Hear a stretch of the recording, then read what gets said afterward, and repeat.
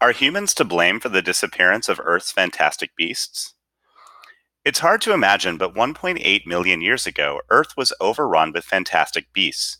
Giant sloths and lions prowled North America. Camel like creatures and 4,500-pound bears roamed South America. Australia had giant wombats and birds that stood 7 feet tall but couldn't fly.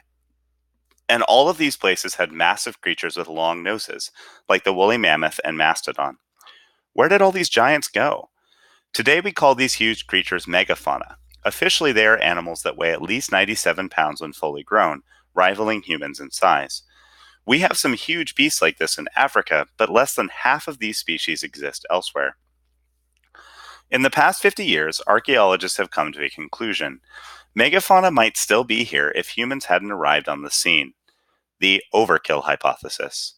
This is called the overkill hypothesis, first proposed in 1966 by paleontologist Paul Martin. The theory says that the arrival of modern humans in each new part of the world brought with it the extinction of all those huge animals.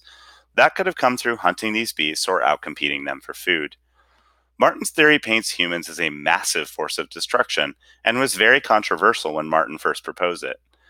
Over time, more and more archaeologists agreed with it. Some still not sold on theory.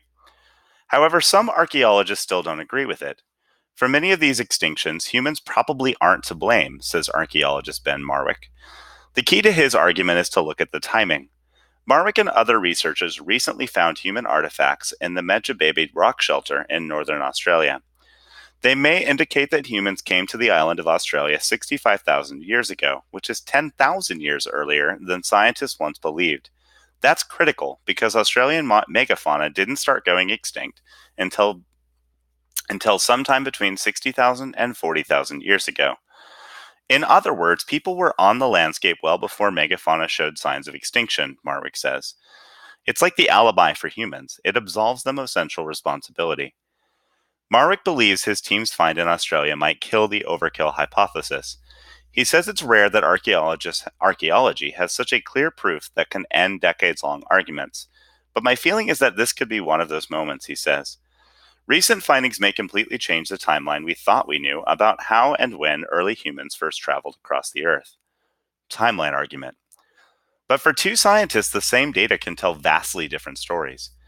Paleontologist Gifford Miller of the University of Colorado thinks Marwick's study proves the complete opposite of what Marwick claims. There was an old argument against humans causing megafauna to die off. It said that humans first appeared in Australia 50,000 years ago, and that animals were long gone almost immediately after, he says. This timeline doesn't consider how long it takes for humans to build their populations, he says. Only a bigger population of humans could make such a massive impact on animal extinction, he continues. Marwick's data, he says, helps solve this gap in understanding. The earlier arrival date gives humans time to grow in number over generations, spreading across the landscape, eating whatever they came across and transforming the environment. It's undeniable that humans are preying on some of these large animals, says Miller, and undeniably something happens to the ecosystem at about the same time. One argument against the overkill theory is that ancient climate change killed off all those huge beasts. Yet Miller, who has also studied climate change in Australia from 2.5 million years ago to today, doesn't buy that argument. Did humans hunt megafauna? Archaeologist Todd Surovell now agrees with Miller's ideas, but he didn't always. When he started studying megafaunal extinction on a global scale, not just in North America, the patterns he saw astounded him. The history of humans settling Earth and hunting corresponds perfectly with the great death of megafauna, he says. Humans move to a new place, megafauna suffer extinction. In Australia, there's little evidence of humans hunting or eating megafauna. Scientists have found no perfect proof that humans caused the doom of dozens of other deceased species, including 25-foot-long lizards and 1,000-pound kangaroos. There's two sides to every story. But in North America, there are dozens of sites that show how humans killing mammoths for their meat and tusks. Some argue that just because a spearhead was found in the same location as a mammoth, it doesn't mean that humans killed it. They could have just been scavenging for its meat. And then there's the fact that plenty of other species, from short-faced bears to huge armadillos, but we have no evidence of humans hunting them. That means humans didn't play any role in driving these other giants extinct, Surovell clarifies. Changes in the landscape. Suravel believes that the pressure humans put on the landscape forced nature's best hunting animals to extinction, like lions and saber-toothed cats.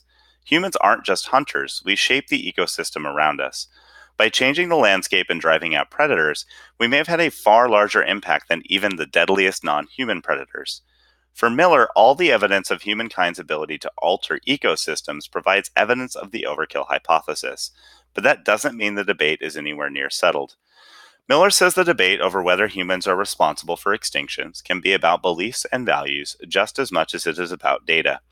This isn't too different from arguments about climate change or evolution. Nothing to do with good and bad. I'm not sure there's any evidence that will convince people who don't want humans to be responsible for such a big change, Miller says. They want to put it in terms of good and bad. There's nothing to do with good and bad. It's not that humans set out to exterminate things. They're trying to feed their families in the most efficient way they can. Some people have deeply held beliefs that humans aren't dramatically changing their ecosystems by hunting or existing, Suravel says. He believes even more evidence that the theory may be true, as humans often don't want to question our deep beliefs. Still hunting for solid evidence. Scientists agree that the debate is far from being over, and people will continue hunting for evidence for and against the overkill hypothesis. But he does say this: the best way to prove overkill is false is to show animals went extinct before humans arrived.